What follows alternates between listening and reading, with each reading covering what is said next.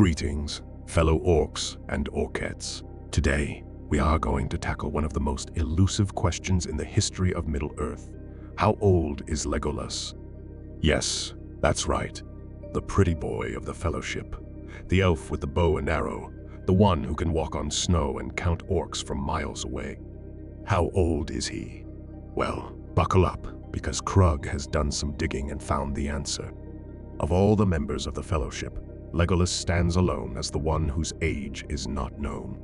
From the oldest member, Gandalf, who lived in Middle-earth for close to 2,000 years, but before that, his Maya spirit was created before Middle-earth came into existence.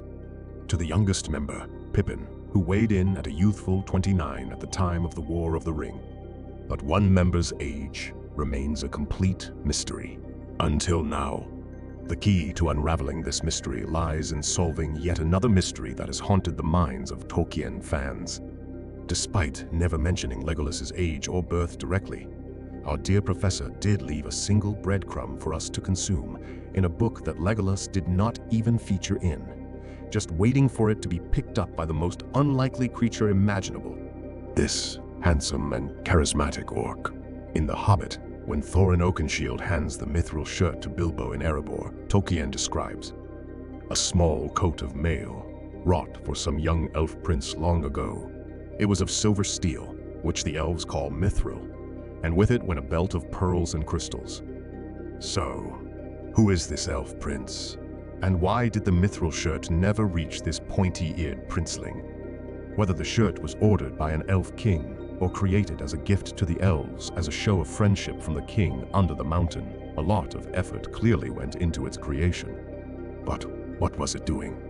Gathering dust in Erebor, when it should have been adorning the flimsy frame of the most eligible bachelor in elfendom? The only thing that could have prevented its delivery would have been the sacking of Erebor by Smaug in the year 2770 of the Third Age.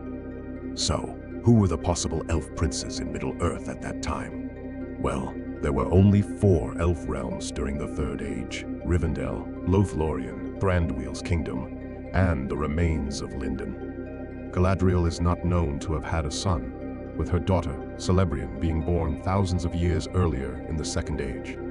Celebrian would go on to marry Elrond, and the twin sons of Elrond, Elladan and Elrohir, were also 2,500 years old by the time Smaug attacked Erebor.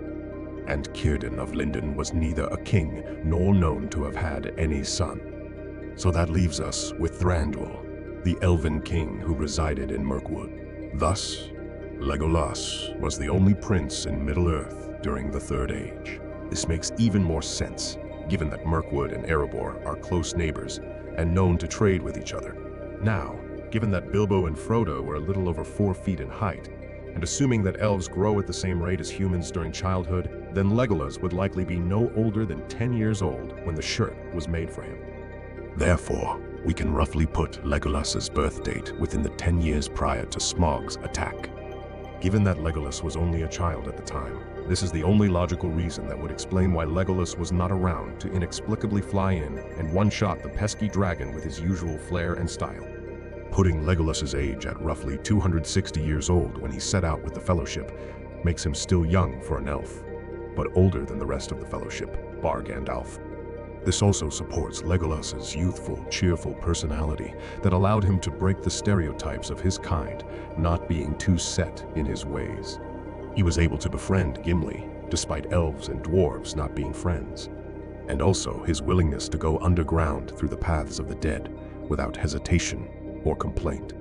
There is, however, an alternative scenario where Thranduil had another son before Legolas, who tragically died in an unfortunate accident before the shirt could be delivered. But there is no evidence to support this, so we can probably toss this theory into the pits of Mount Doom. So, there, 2 mysteries solved for the price of 1 by the curious mind of Krug. Yet, one mystery eludes me, for which I need your assistance. Why only 2% of my viewers have clicked that subscribe button? What's an orc got to do to get some love around here? Krug, out.